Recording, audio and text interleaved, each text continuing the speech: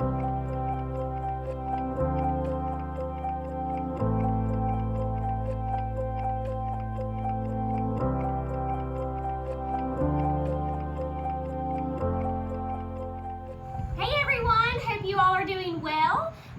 are here today with Chef Hannah and Sherry. Hannah's going to highlight on a fun recipe for you all, and Sherry's going to pair some wine with it. And let's get going. I'm excited about this. Hannah, what do you have for us today? Well, I figured with it being summer and we're going into some cooler days that we do a light chilled crab salad. Sherry's going to pair it with some wine for us today. A lot of this produce I actually grew at my house, so support local when you can. It's a great time for that. So let's get started. So we're going to start with the vinaigrette and get that going and set it to the side so we're ready and it's just marinating together. Sherry, throw those gloves on. You can help me. Oh, great. I'd love to. What an honor. Yes, I do. Okay, so we're going to start with a little bit of Dijon mustard. Dijon acts as an emulsifier and holds the oil and the acid together.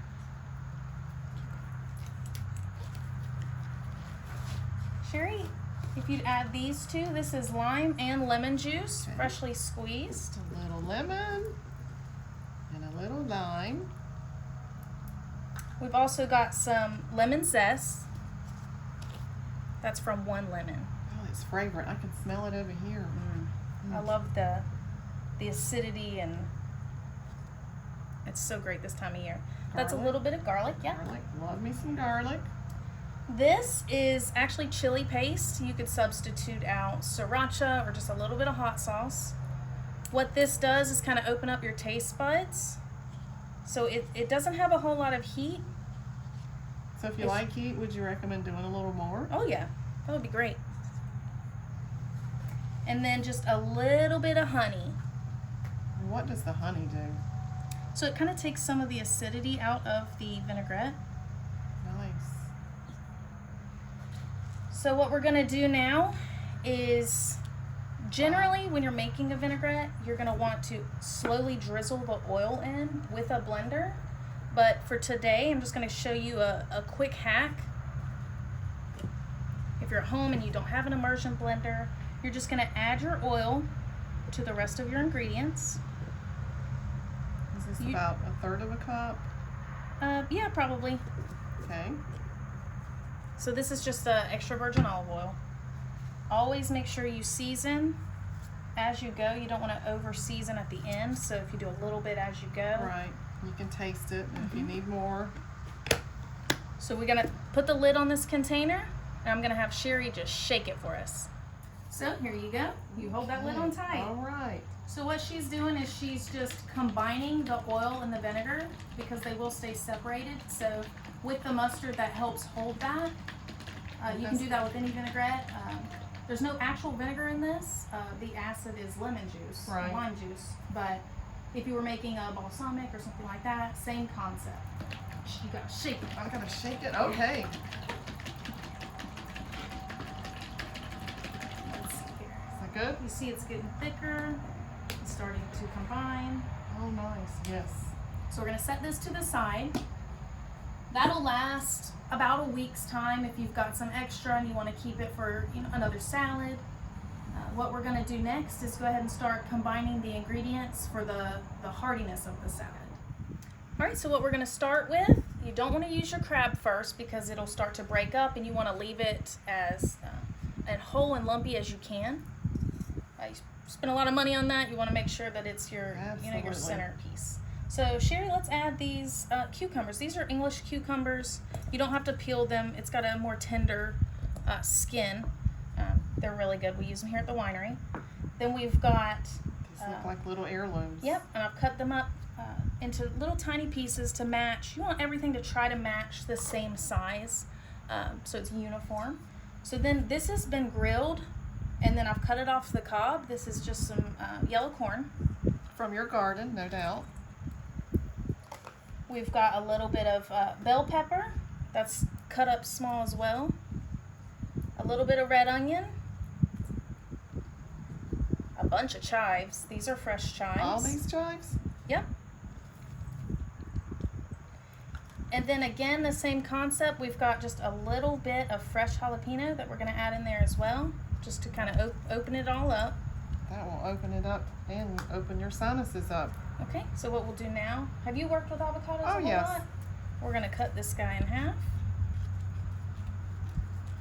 One thing, how do you know an avocado is ripe? Tell us real quick if you don't mind. So you don't want it to be hard, but if it's really soft, it's going to be brown on the inside. You're looking for just a soft green texture. If it's hard, you're not going to be able to get it out of the skin.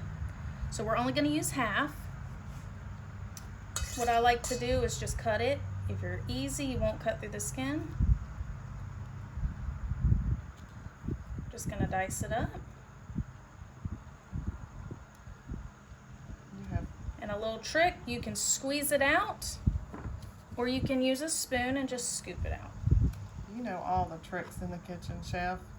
Okay, we're gonna mix this up. Sherry, you wanna, Yes. you wanna help me out here? Put the crab in. Now, if I didn't want to do crab, what other meats would you recommend? This would actually be really good without the crab.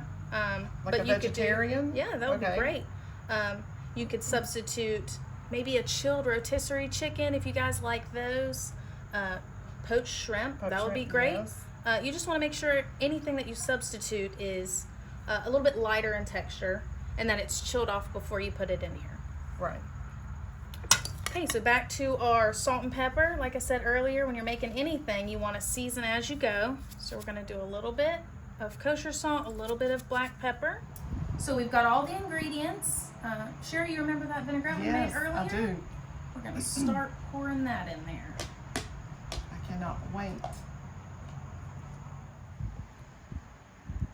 Do you smell that, Sherry? I do, and the wind is wafting it right in my face. And would you like for me to stir it a little bit? Do I need to stir it lightly, not to break down the ingredients? Yep. You don't want to mush up that avocado, and you want to try to keep that crab lump. That lump crab as whole as you can. And tell us about the lump crab. Can you find this at your local markets? Yeah, you should be able to find that at any of your grocery stores. There are different grades. I would stick to lump, super lump for this type of application. Right. All right, we're just about finished.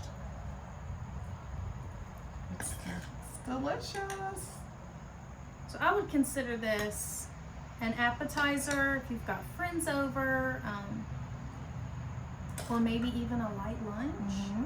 What if we put this in a little bit of lettuce as a lettuce wrap?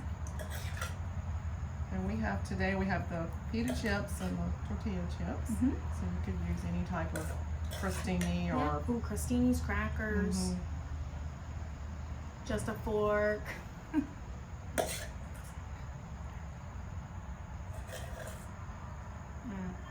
And I would say this would serve about 4 guests if you're just enjoying it as an appetizer or something shared. Can't stand it any longer. I've got to try Go it. ahead. All right, now it is time to try your delicious dish. What do you think? Oh my gosh. I need to have a little bit. Don't tell anyone. So fresh. A lot of flavors going on. A lot of textures going on. The corn. The acidity is just The acidity is perfect. Not too much heat, so you could, if you wanted to be a little hotter, you like you said, add more sriracha. But this is great for your outdoor patio dining. Group of ladies getting together, drinking a little wine. It's easy too. You just throw it all together. It's not, you don't have to heat up your kitchen. You just ready in just a few. So what wines did you decide for us here, Sherry? We are going to go with the 3 white, and we're also going to say the 3 rosé would be a good match as well. We tried the wines yesterday with the dish, and we tried several of our wines, and the 3 was the winner. We felt like the little bit of sweetness, this one has about around 1% residual sugar. It doesn't fight with the acid in the dish. So I want you to try it with your salad with some wine. 3 white pairs really well with your dish, Chef, is that, this has some lemon aromas, and you've got lemon zest in the dish. So be sure to swirl, and we're going to sniff.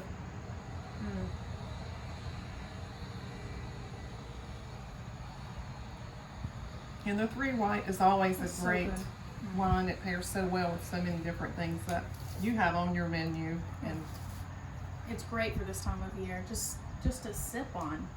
Absolutely. And we also thought summer is a great time to have rosés. They're the popular hot wine right now, so we thought our 3 rosé would be a nice one as well. So you could do the white or the rosé, and we say rosé all day. Oh yeah. Here at the winery. It would be also really great with just this whole sipping and enjoying summer is a cheese board. What do you think? That's a great idea, and we like to use our local cheese. Yeah, a lot of the cheeses that we use, a lot of the products that we use, we try to get local, especially at this time of the year. So what we've got here, a couple of our big cheese producers that we use: Ashe County, Goat Lady Dairy. You might be familiar if you go to farmers markets. We really love using just an assortment of textures. So what we've got here is an aged Gouda, so it's a little drier, a little crumblier, a little salty, delicious. We've got just a normal Gouda, that is an Ashe County product, and then we've just got a fresh goat cheese. So. Is that from the Goat Lady? Yeah. Cheers, Chef Hannah. Cheers. You knocked it out of the ballpark again. Thanks for joining me today. Yeah, it's been great. Loved it.